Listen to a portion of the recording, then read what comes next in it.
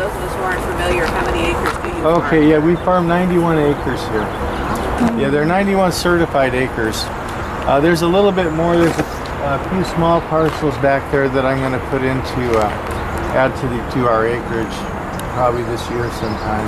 Where the orchard, you know, they've lost some trees, and we've turned that into farm ground. And so that we'll get that going here hopefully pretty soon. But it's always kind of it's hard to rotate. We grow. Our main crops are lettuce, broccoli, and cauliflower, and pumpkins. You know, that's our niche crop, you know, during the month of October. And so we've got to rotate the pumpkins every 5 years. You know, we have to have a different field that we put them in, or else we'll have, you know, disease problems. So that's kind of hard, especially at, you know, you need 10 acres, you know, at least 10 acres of pumpkins. And the squash bug's been a big problem for us in the last probably 8 years. It's kind of getting worse. But to find the ground to do it, you know, to get it in the rotation is kind of tough. But it's working. So what have you been doing about the squash bugs? We've been trying to keep our fields, you know, free of debris. We can only use Pyganic on the bugs. That's it. And we try to plant sometimes the squashes like maybe Hubbards in one area, and they attract them. Oh, okay. You know, to where they stay mostly in that area.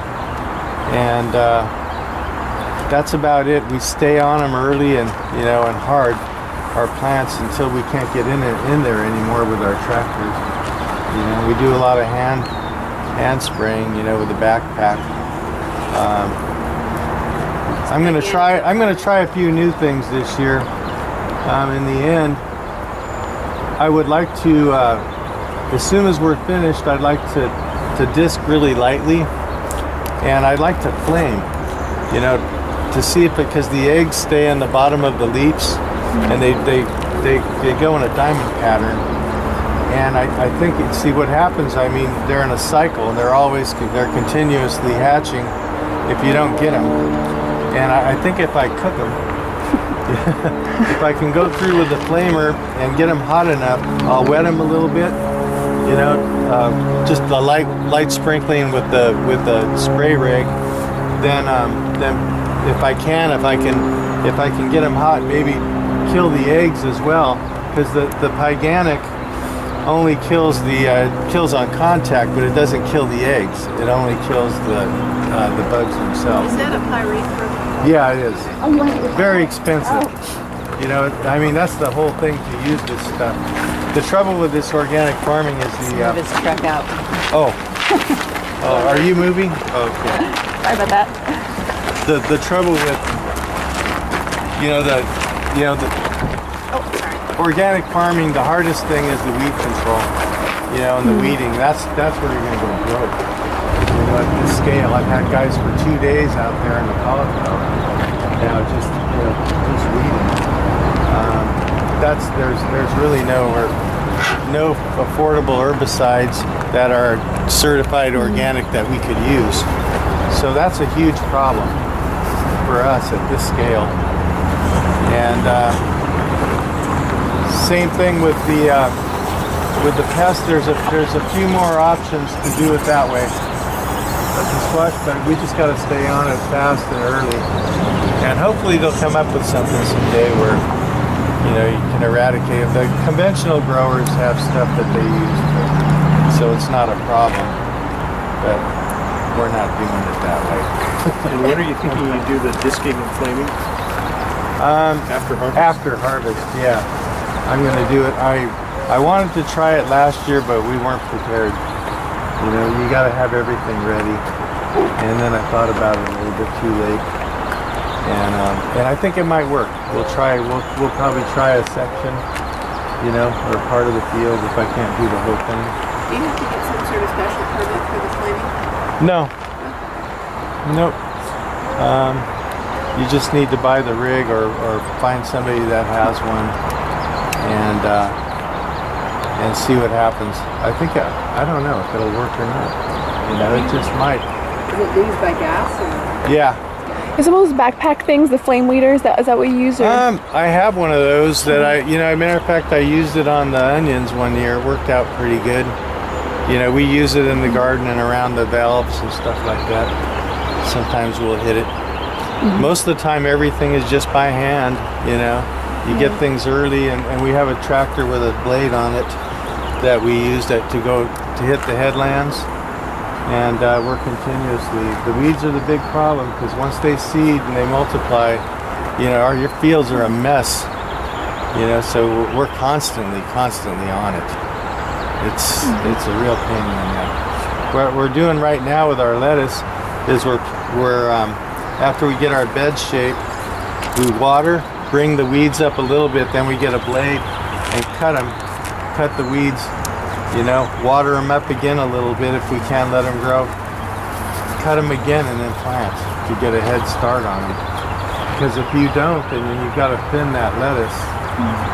You know, it can be really costly, especially if it's really dense. You know, if you get a lot of weeds. So if you guys ever come up with something.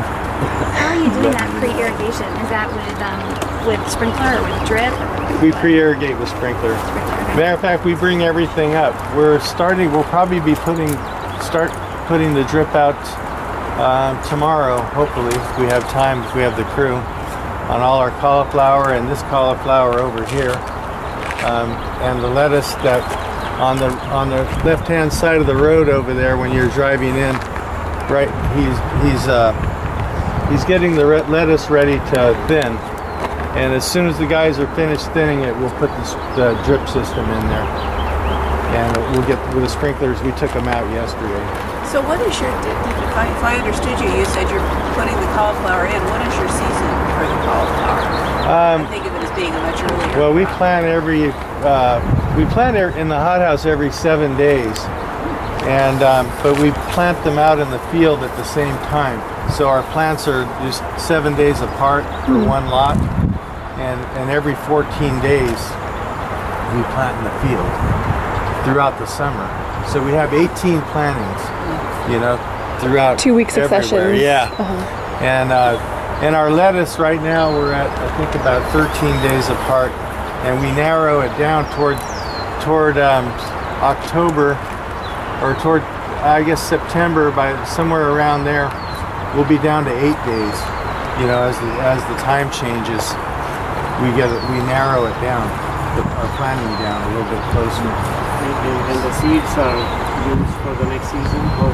Oh, our seed, we buy fresh seed every year.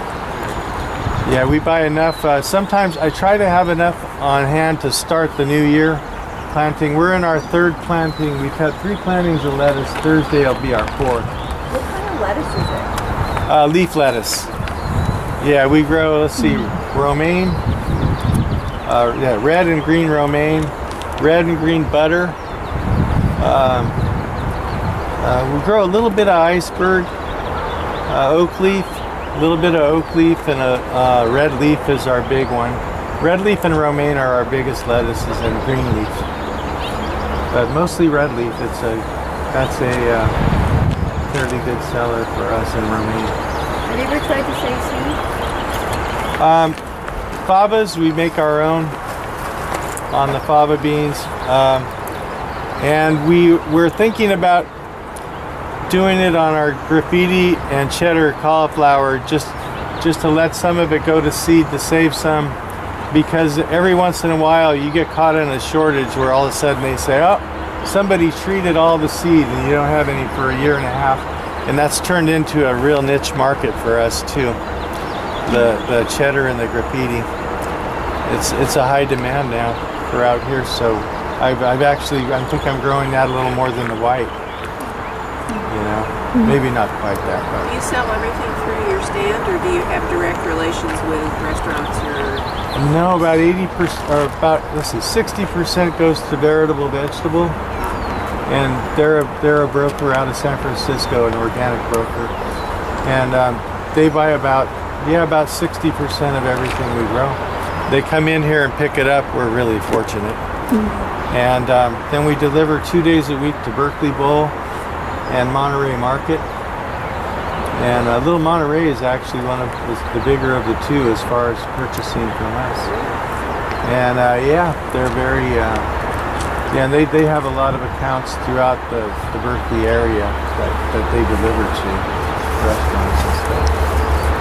And then our stand does a little bit, we have a little bit of, and we do the Newark Farmers Market, and we're going to see if we pick up a couple more this year if we can. I think we're going to do the Fremont Kaiser, maybe this, probably in June. That's about when everything will start coming in, May, the middle of May, the first week of June.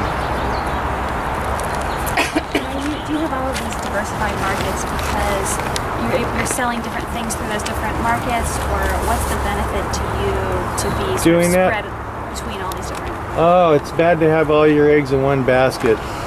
It's always nice to, if you can, to be diversified. I found that out one year. We had a lot of green leaf lettuce, and there just was no market for it.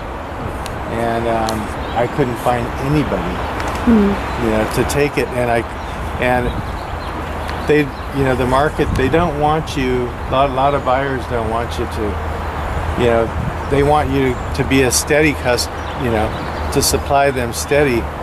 But if you just have all your eggs in one basket, and that's not a good thing. And I found out, a little bit a percentage for everybody. You figure out what you have, total it all up. I mean, the dream, I guess, is to have everything sold before you grow it. But we've never managed to do that. We just never have. I mean, my dad had contracts years ago with Lucky's and Safeway at different times where he did actually have everything contracted, or Missionero, where they would buy the field. They would buy the whole thing, basically. And that works nice, if you can have something like that. But I don't know. It all sells here. We're in the middle of the Bay Area. Everybody needs to eat, so I think we're okay. So far, I've been lucky to move almost everything. I've been stuck a few times. When this stuff comes in, you can't find a customer. You need them now. You don't need them a week up the road. How did you end up with your 3 crops that you focus on? The lettuce, well, they grow good in this area. There's a history of cauliflower. I don't think cauliflower grows better anywhere in California than here, right in the Bay Area. It's the best. So in this part right here, it's cool. It's really nice. Better than Salinas Valley. Better. It's really good. And the lettuce, the same way. The Fidenas and the Pianettas and all those guys, when they got out of the business and moved, they took their lettuce business with them, and we stepped in, kind of. And lettuce is a fast crop. It turns over in 60 days, so you don't have to.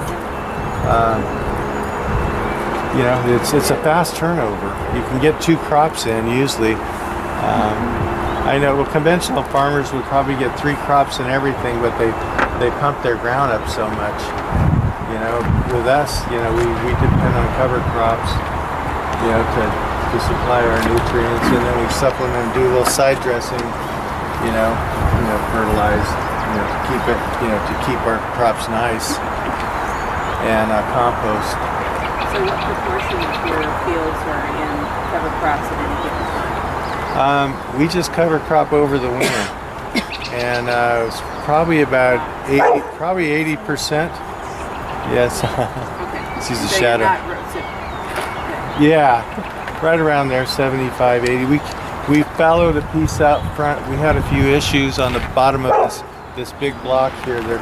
All of our blocks are divided equally in thirds on both sides of the road, and so that's how we're able to tell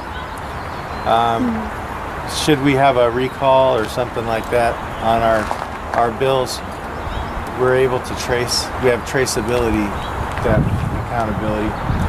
And the bottom block, we had some issues with Sclerotina, and it was the lettuce.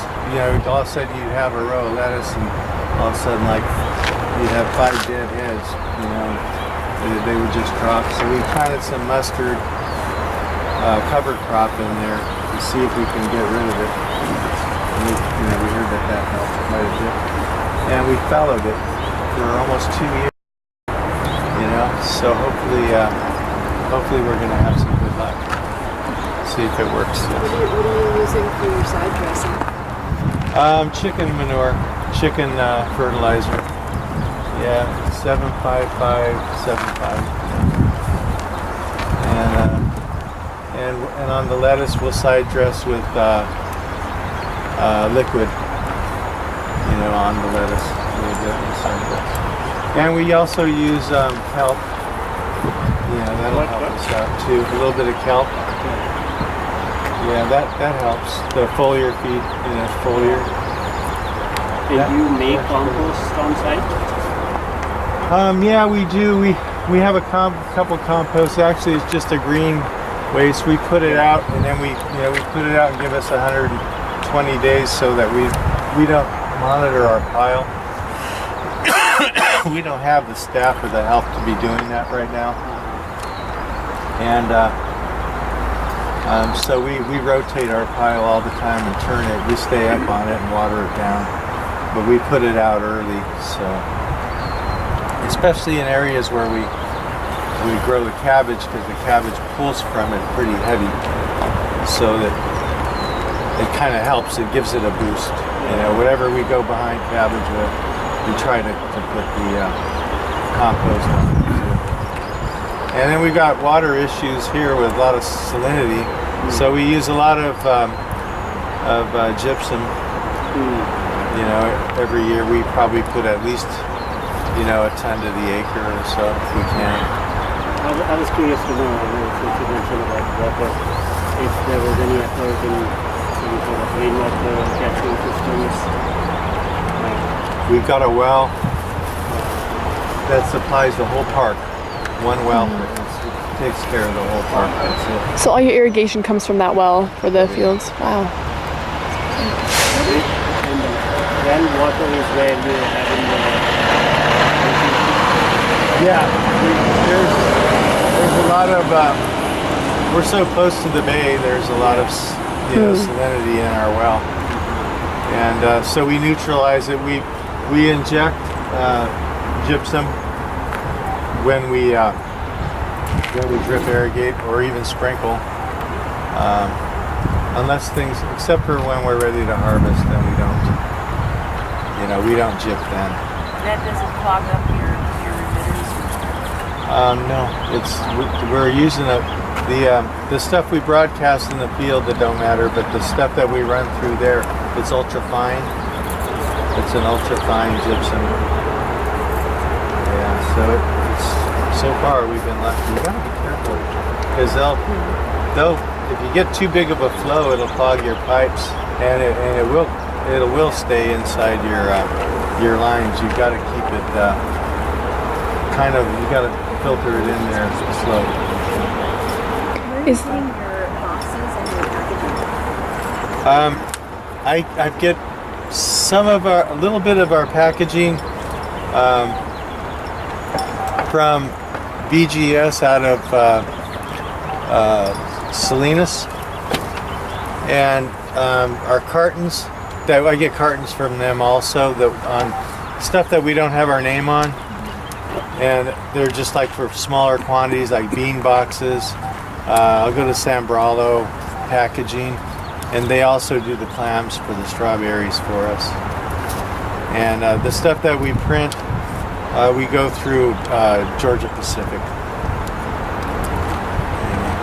Is there any long-term impact on the soil of using water with high salts and then injecting gypsum? I don't believe so. I don't believe there is. It just it allows the water to go, to go down.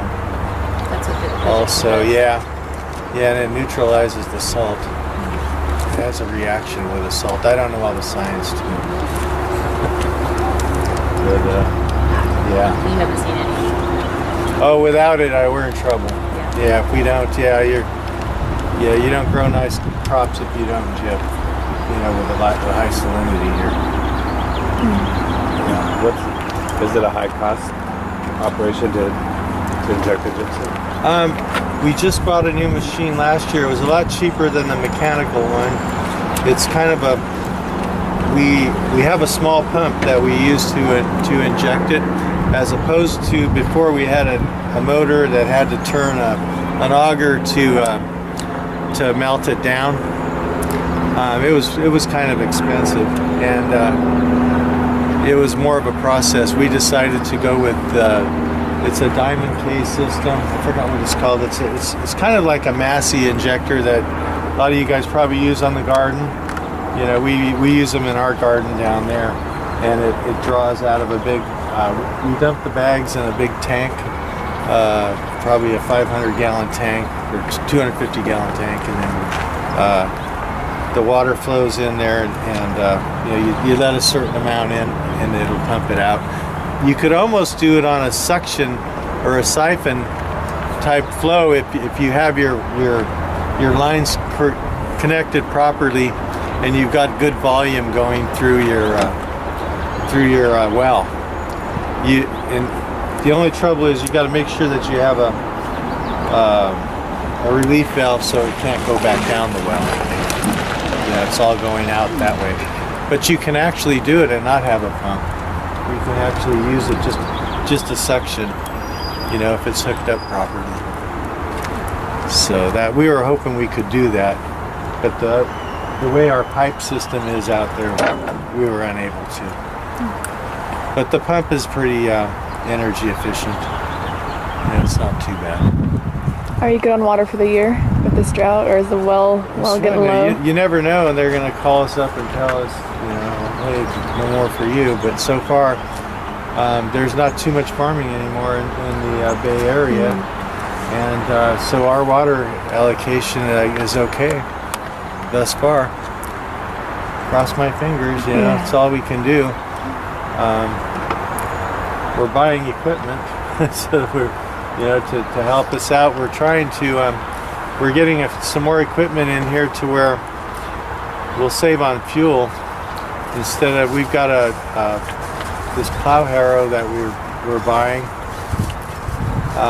that you can make one pass through the field, like that field behind us over here, and that's almost like I did a piece over there right after plowing, and it just took it down so you could plant on it, and hopefully it'll save like 6 trips with a disc, you know, back and forth, and it'll save a lot of fuel, and hopefully it'll pay for itself and use a lot less fuel, save moisture in the ground, and I, with another couple implements, go right from one crop to another without having to run your tractor over it 100 times and all these implements to loosen your ground. What kind of equipment quite is a savings. Well, I'll show you. We've got it's a new piece that we have in there now that it's you'll see. It's like these tines that go down, they spin really fast, and it breaks the ground up, and it kind of levels it at the same time when you're going through the field. And I think it's going to replace the disc, especially. There's a lot of companies out there that are making nice implements for small farms. A lot of the big tractor companies were making implements for, you know, thousands of acres, but there's really nothing for us, you know, that what we're doing out here. And they're selling tractors and horsepower, but they're not really selling, you know, useful implements that can make our life easier. And some of these Italian and English companies are, and they're doing it because there's not much labor in England, you know, to come out here and harvest, you know, and we're having a labor problem here also, and we've got to do something ourselves. So, you know, if you don't get mechanized, you know, we're not going to be able to feed everybody. And they've got machines now that the prices are coming down, but for weeding, for thinning lettuce, thinning and weeding, they'll do it all in one motion, you know. And well, we'll take a crew, 3 days to do, and very labor intensive. And then you could have your guys do other things. So that's what we're looking at. We're always looking at better ways to cut the bottom line, to be able to stay in business. And so you got to look outside the box. These guys are doing it over there. They're farming over there without all this labor because they never had it to begin with. And a lot of the stuff they'll be like photo sensors taking a picture of your ground as the implement is going, and the weeders are going in between. The program recognizes weeds from crop, and they read it, and they're able to go in with these augers and thin and weed. It's phenomenal if you go into the websites and look at the machinery, and they'll go 4 miles an hour through 5 miles an hour through the field, taking 6 rows or 8 rows at a time.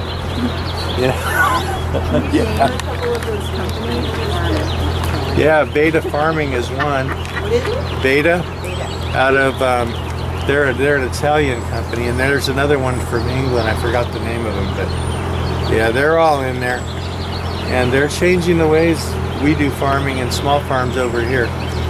And the price of the implements have come down quite a bit, from what they were before.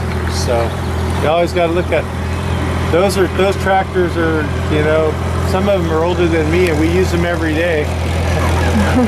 You guys want to take a walk? Are you all ready? If there's any questions on any, I've been talking away over here.